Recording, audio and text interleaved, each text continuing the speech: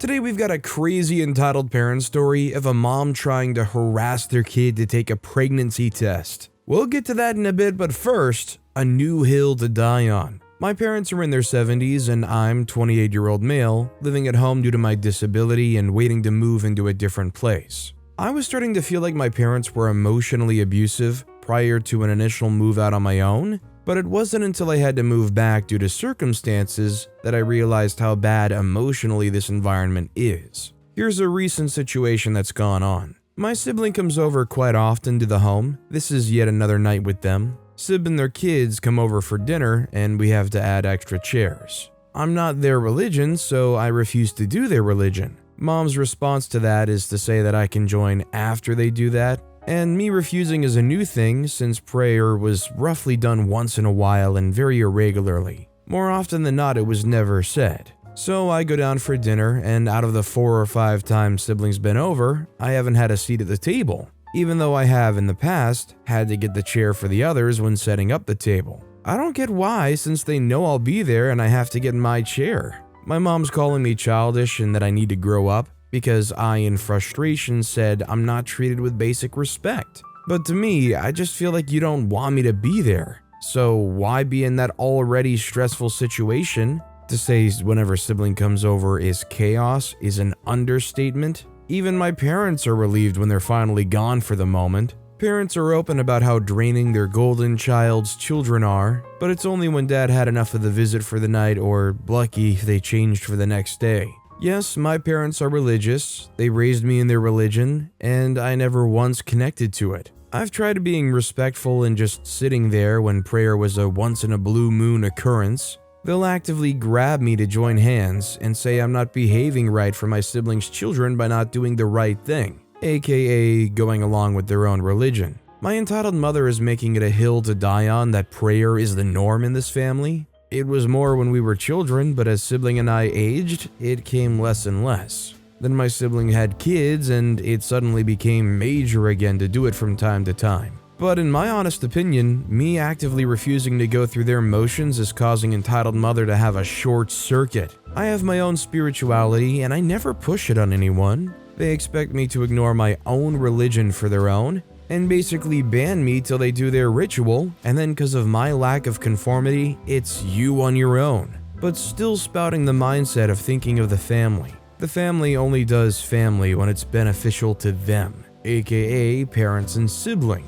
There's reasons why I refer to myself as the rainbow sheep in the family. It all comes down to basic respect. If they can't accept that you don't follow that religion, and they are going to die on that hill, maybe it's better to have an honest discussion where you feel you're being disrespected and simply say, until you are respected, you're not going to take part in joining the family for dinner. I would just say keep it respectful and kill them with kindness, because obviously it makes it way easier for them to double down if it's said in any kind of angry or upset tone. Also, hi, I'm Steven, and if you can't get enough of hearing of these entitled parents, why not hit that subscribe button down below? That said, our next story is, I hung an ROC flag in my dorm, and my mom yelled at me for it. I'm Chinese American, mainland Chinese to be precise, but I've never felt any sort of nationalistic loyalty to the PRC. In fact, the opposite. All the controversies and actions by the government, either recent or historically, have caused me to develop a mostly negative view.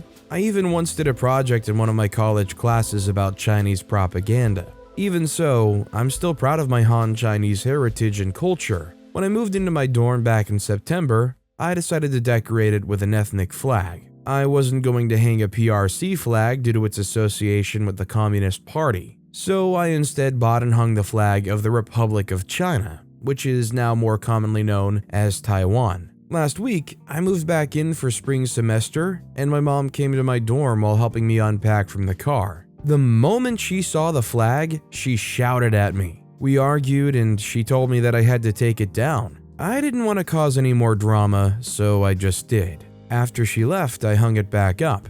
I can somewhat understand where she's coming from, given that she lived in China up to adulthood before moving to the US for college, but I'm still pissed that I now have to hide my flag when she comes to visit, or when I'll have to move out of my dorm. I don't know if OP or OP's mom has any family still living in mainland China, but knowing how some things have happened in China, God forbid if there was some like weird wind being caught of OP having this flag hung in their college dorm and reflect that upon whatever family still in mainland China. Who knows, it might put the safety of some people in jeopardy, especially if OP ever wanted to go back themselves. On the basic merits though, I understand why OP hung that flag. Our next story is not in church and I'm not your jester. I went to a camp when I was in high school. There I learned a chant making fun of cheerleaders. At the time, I thought it was funny. At some point after I got home, I said the chant to my parents because I thought it was funny. They also thought it was funny. So, sounds innocent, right? Wrong. At the time, we were members of a church. After the service, when everyone was talking and whatnot, Mom told me to do the chant. I didn't want to as I thought it wasn't right to do in church. We were in a house of worship, not a high school. I kept saying, I don't think I should and I don't want to. Mom kept demanding I do it. At some point, one of the people I was to perform to walked away. I guess she was tired of Mom and I arguing. I'm not so sure, blame Mom for it. She's the one who thinks I'm here for others' amusement. So finally I did the chant because I felt I had to. The arguing, I guess was causing a scene. The guy who did stay for the chant, I don't think was all that amused. I think he just acted like he was to be nice. We left and went home. Mom got in the car and went off on me about how I am to do this stuff and how dare I embarrass her. I countered, I'm not here to perform to her and stuff like that. I forget all the points I made, but basically, I'm not her trained monkey, here to perform. She shut up. I'm all for making jokes in church if in good taste. Doing a chant in church, I don't think is right unless it's a religious chant. The chant's okay for high school if you want to call out cheerleaders. If you want to do it for friends, be my guest. It's not right to do in church. OP included the chant and it's just about like nails, manicure, the sun's bleaching my hair, a cute boy, they're distracted, they don't know the score, go, fight, God, I hope I look alright. It's just some like basic making fun of the preppy cheerleaders from like the 90s type chant. I mean, I'm not gonna lie, most people in that situation where they're like, come on, tell them that joke you found out. Especially in a place like church. Nobody wants to go and do that. Our next story is it necessary to have 2 parents and 3 to 6 kids shopping? The parents are typically not paying attention and blocking aisles while moseying through the store, and get annoyed when I politely ask to get by their kids. For what it's worth, when I had littles, they stayed home with one parent while the other went to the store. I also don't judge single parents who have no option. Edited to add, this is specifically speaking about 2 parents. This isn't about single parents having to wrangle kids. 2 parents in a store is far different than single parents with no option. Honestly, I think anybody has any right to be there, even if it's 1 single parent or 2 parents. Even if they've got 6 kids, the issue is when they don't take proper control of their kids. I mean, sure, if you got 6 of them, it's gonna be hard to do so. I mean, I think you have a right to be upset if they're treating the store like a jungle gym. This next story is, my mother-in-law tried to stop my wife's life-saving treatments. Allow me to introduce you to my late mother-in-law. I'll call her Carol for the sake of variety. Though I've heard many stories about her, for the most part I'll stick with things that I witnessed myself. There are enough of them. I don't think Carol ever met a new age concept she didn't like. Her expressed goals were to synthesize all religion, science, and mysticism into a unified whole.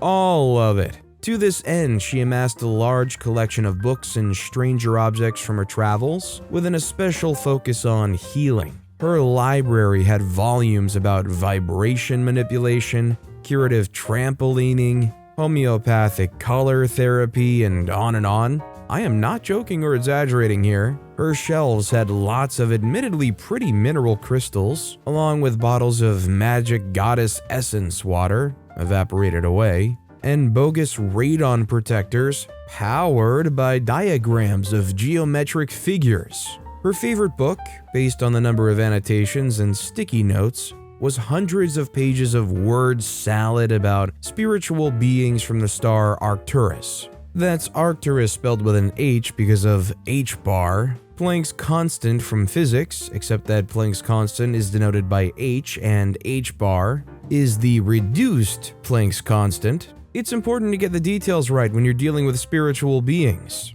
Her pentagonal home was custom built around an energy vortex that she discovered in the coastal peaks of British Columbia. Carol's parenting was, how shall I put this, more darkly eccentric. She was physically and emotionally abusive to her children. One still has some pencil lead embedded in his hand from when she stabbed him because she wasn't satisfied with his piano practice. She attacked one with a kitchen knife. She started shaming her daughter, later my wife, as soon as she grew breasts for growing breasts. So she forced her daughter to wear 2 large bathing suits, with the apparent intention of making said breasts look smaller by contrast, but with the actual effect that there were wardrobe malfunctions. She was ashamed that her daughter went into medicine and became a noted specialist, rather than supporting her own non-traditional medical work. My wife got out of heck at age 17 and moved across the country to go to university.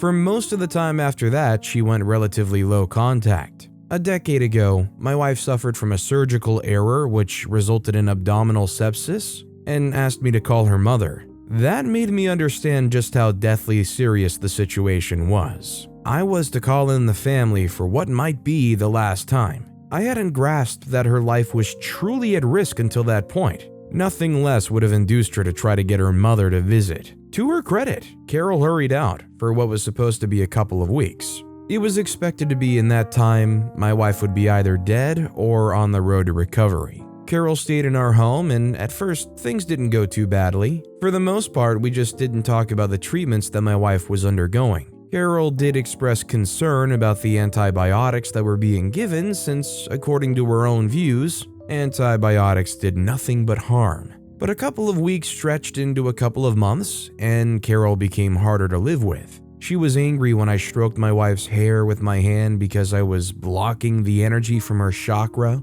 She started blaming me for having somehow caused the nausea that the botched surgery was supposed to cure. I drove her out to pick up a magical concoction of essential oils, on the condition that she check with one of the doctors before applying them. I pointed out that if the mixture had the power to heal, then it also had the power to cause harm, which Carol denied. When we got back to the hospital, I nabbed one of the residents when we reached my wife's floor to ask about that. Carol became furious about that, and it was clear that she had no intention of talking with the doctors. At home, she became more abusive to me. She was claiming that I was abusing my wife by not letting her have her things in the house. At that point, I lost my temper. The first time I'd yelled at a person in literally a couple of decades. I told her that almost everything in sight was actually her daughter's displacing my stuff. The sofas, the piano, tables and chairs, the bookshelves, and the electronics. The shelves for CDs and DVDs were mine, but half the contents were hers. Carol wanted to know if I'd be continuing the herbal remedies after she left, and I told her that was up to my wife. I'd continue them if she wanted. I'd stop them if she preferred. Carol screamed that I was abusing my wife by following her own wishes rather than her mother's. On the night before Carol was finally supposed to be heading out, I was restless. That particular nightmare was about to end, but my wife was quite still ill. I got to thinking about that essential oil mixture, which included both oil of cloves and oil of cinnamon. Those are both strongly irritating if left on the skin.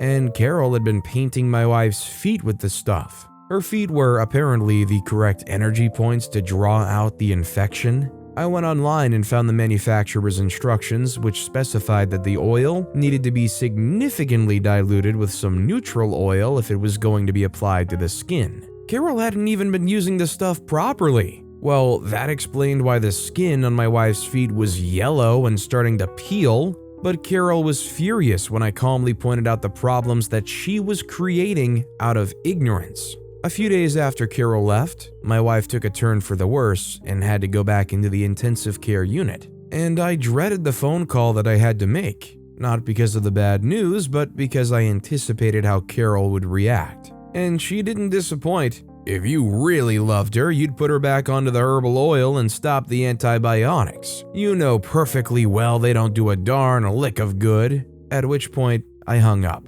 I had other things to worry about. My wife pulled through. After months in the hospital and 3 stays in ICU, she's still in poor health. I told her that I was putting my foot down. Under no circumstances was her mother welcome under my roof again. She had grossly abused her privileges as a house guest. I didn't care about the family custom that family members were always welcome to stay as guests. I would not stay under the same roof as her mother. Having heard my stories, and based on her own experiences, my wife agreed. A few years ago, Carol died much as she had lived. She was diagnosed with metastasized lung cancer. Although she did undergo some real medical therapies, she relied mostly on her quack remedies, pawpaw twig powder, whey protein, immune boosters, and the like. The usual crap that ethics-free swindlers pawn off on desperate sufferers. She firmly believed that all the little white spots on her lung x-rays were a good sign, and that her rapid weight loss indicated that her boosters were draining the cancer away. If there's some existence after death, I hope she came to appreciate all of the harm that she did in life. Except a couple of nights after she passed away, I was driving from the hospital back to the Energy Vortex house. The rental car's navigation device suggested a shorter route than I'd taken to get there, but that route turned into a back road, into a rough road in the hills, into a track through the forest, and in the pitch darkness, apart from my headlights, over a rocky bump and directly into a tree trunk. Luckily, I was traveling slowly and stopped in time. As I paused, I got to wondering if there might be something to Carol's worldview after all, and if her vengeful spirit might have possessed the GPS device, making one last try at killing me. I think it's just a sad thing to hear about people who strongly believe in these really alternate forms of medication.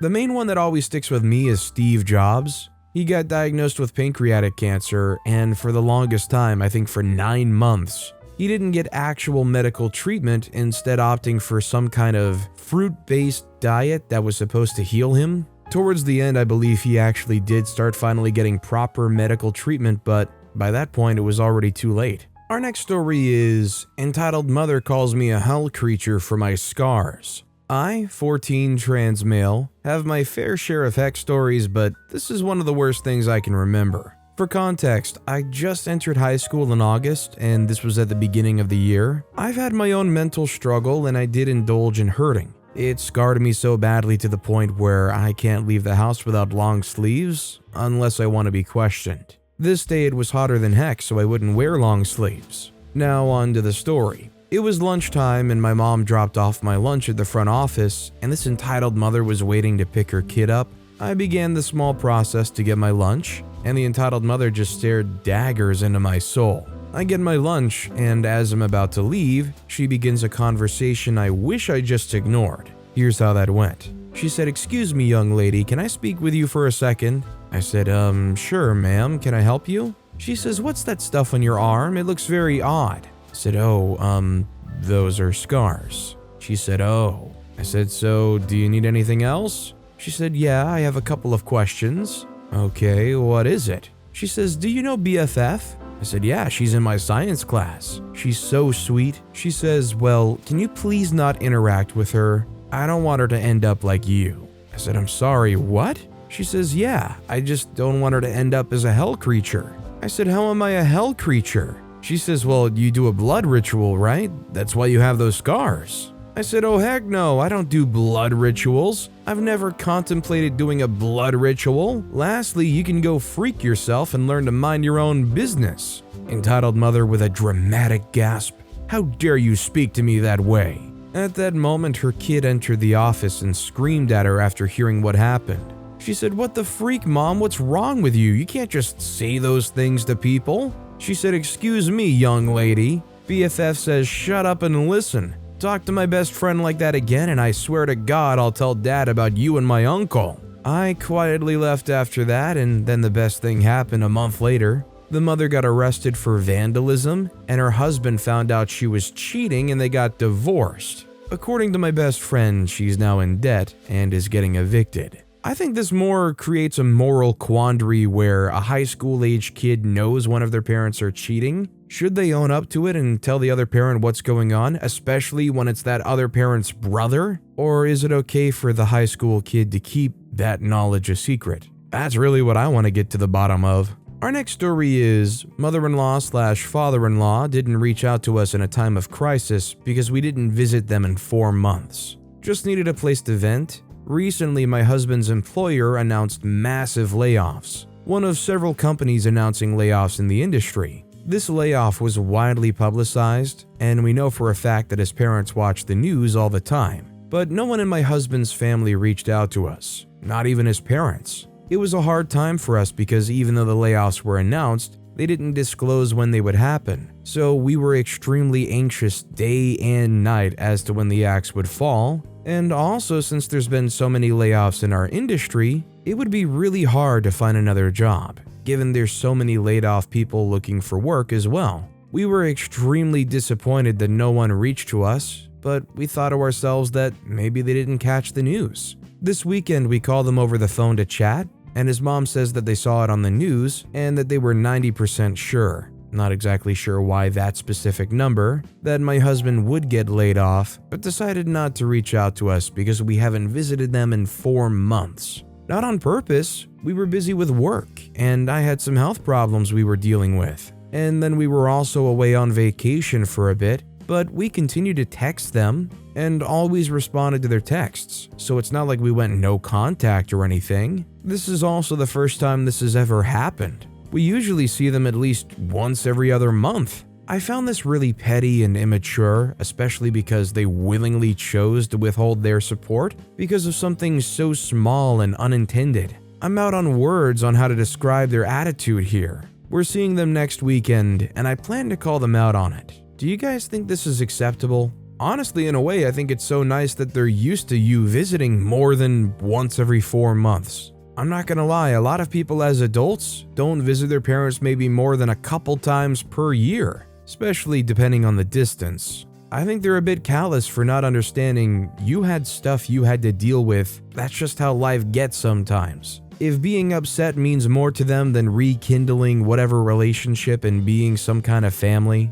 that's their issue. Also, why is it all on OP's shoulders to instigate the visits and go to them? They could have reached out. Our next story is, entitled Mother Said I Was Causing Your Kid Emotional Harm and Trauma. I, 20-year-old female, work in after-school care where I take care of 9 and 11-year-old kids. I have 15 9-year-old kids and 8 11-year-old kids under my care as of now. We have a simple routine which consists of their homework time, playtime, tea break, and enrichment. I have one kid, let's call him Jay. He's one of the 9-year-olds and good lord, this kid is problematic as freak. He doesn't do his homework, doesn't share the games, doesn't listen to instructions. Last week he provoked one of my other kids, which resulted in him getting smacked across the face with a book. Then he hogged one of the game boards and threw all the game pieces on the floor. My other kids came to pick the pieces up, but I told them not to help and called him back to do it himself. Today, he took out his own chess set during homework time, and I told him to keep it to be fair to the other kids. And he started saying, "Are you a teacher? How old are you?" in a very rude way, but I was too tired to deal with it, so I sent him to another class. After work, as I was sending my kids down, his mom came to me and said she wanted to talk to me, so I was like, "Oh, sure." "Dude, I kid y'all not," she said, "you're causing emotional harm and trauma to my child." I was like, "Huh? Can you give me an example?" And she said she was talking about what I did in general. I said, "Don't accuse me if you don't have anything solid to back it up." She also told me to dress appropriately. I kid y'all not, I wore a hoodie and jeans with a few rips on them to work. My boss is okay with what I wear. Then she threatened to take legal action. I was like, okay, do it then. The whole exchange was pretty long, but it was heated because I wasn't going to back down to such a Karen. I know I was unprofessional, but honestly, I don't care if I lose my job over this. I can't deal with these entitled parents thinking their children are angels. I mean, my entire class hates the kid because they find him annoying and entitled too. But who can blame them? Kids take after their parents, don't they? If there's anybody doing the most harm to this kid, needless to say, it's definitely the entitled mother. Our next story is, Your Pony Belongs to Me. When I was 10 years old, my parents literally gave me a horse for Christmas. She was a purebred Arabian mare named Jess. My mom was a riding instructor who already owned her own horse, and I'd grown up with them, so this wasn't quite as crazy as it sounds. By the age of 10, I was a good enough rider to go galloping across the prairies with my mom and her horse friends. A few years later, we moved to a rural property where we could keep my mom's horse Harry and Jess. I loved Jess so much. For the first couple of years, we didn't have water in our barn, so one of my chores was hauling huge, heavy buckets of water from the sink in the house all winter. I cleaned the stall, I helped build and repair fences, I drove the tractor to mow the pasture, all stuff a normal 12-year-old does. Here's where the entitlement comes in. You see, the horse was never about me, it was about my mom. She needed Jess to keep Harry company and to teach riding lessons. All through my teen years, my mom and dad threatened me with selling Jess. If I got a bad grade, they'd sell the horse. If I went to a bad party, they'd sell the horse. If I stepped a toe out of line in any way at all, they'd sell the horse. I was a perfect kid with perfect grades who never even kissed a boy or had a drink or smoked anything at all because of my fear that I'd wake up one day and my horse would be gone. If I ever complained about anything, they told me, "Shut up and be grateful, you have a horse." Well, my parents hit some hard times financially, and they decided to spend the money they'd invested for my college fund on maintaining their lifestyle. They told me I'd be on my own for school. I graduated high school early and got a job to save up, but it wasn't enough. I couldn't qualify for government student loans because my parents made too much money, and I developed a severe, life-threatening allergy to horses. After doing chores in the barn or brushing Jess or going for a ride, I would sneeze and cough for 2 hours unless I took the maximum possible dose of Benadryl. One time I got horse sweat in my eye and it swelled shut in seconds. I now carried an EpiPen, but my parents still made me do barn chores. My allergies to horses were life-threatening, and my parents knew this. Finally, Harry died and Jess was all alone. Horses are herd animals and it was cruel. I told my mom I needed to finally sell Jess. It was better for her and I desperately needed the money for school. My mom said no. After all those years of threats, my horse was never mine after all. I got a bank loan for school, but after this and many other stories, I no longer speak to my parents. I certainly feel bad for OP. This is one of those things where the gift is so expensive. Those parents who apparently are insistent on maintaining their lifestyle would never be willing to actually give it away. It's also especially sad to me that when it comes down to it's legitimately just better for the life of the horse to sell them, the mom doubles down no because OP can't possibly have the money from selling them. Lord knows the second OP turns around and stops talking to them, they go and sell the horse and take the money for themselves, right? That said, our next story is, my mom is harassing me to take a pregnancy test just because I gained a little bit of belly weight this past month. I'm 18 years old, she treats me like a baby. I had to expose my sex life to her, and those topics make me really uncomfortable to talk about with my parents. I feel so uncomfortable right now, I want to get off my skin. She keeps saying she thinks I'm pregnant, even though I know I'm not. She keeps telling me to get off the pill and asking me questions that I don't feel comfortable answering about my cycle and my body. Thing is, I have a brother, and she never even touched the subject of sex with him. While with me, she says she doesn't trust me and thinks I'll get pregnant. Now I have to take a pregnancy test in front of her because she demanded it. I feel so disgusted and angry at her. But at the same time, she pays so much stuff for me I feel bad not doing what she wants and giving her the information she's asking, but I tell her I feel uncomfortable and she still insists on the subjects. What I'm really confused about here is if she's so paranoid that OP's pregnant, why do they want OP to get off the birth control pill? Are they afraid that OP is pregnant and they're afraid that it's going to harm the imaginary baby or something? To me, it almost sounds like she's pressuring her kid to try to get pregnant. I mean, Lord knows, creating this unsafe environment around the topic of sex with your kid very well might be a good driving force to cause such a thing to happen. But with that being said, that's all the time we have for today. Now, if you want to hear another absolutely crazy entitled parent story, check out that video on the left. Or if you missed my latest video, check out that video on the right. That said, I'll see you all next time with some more stories.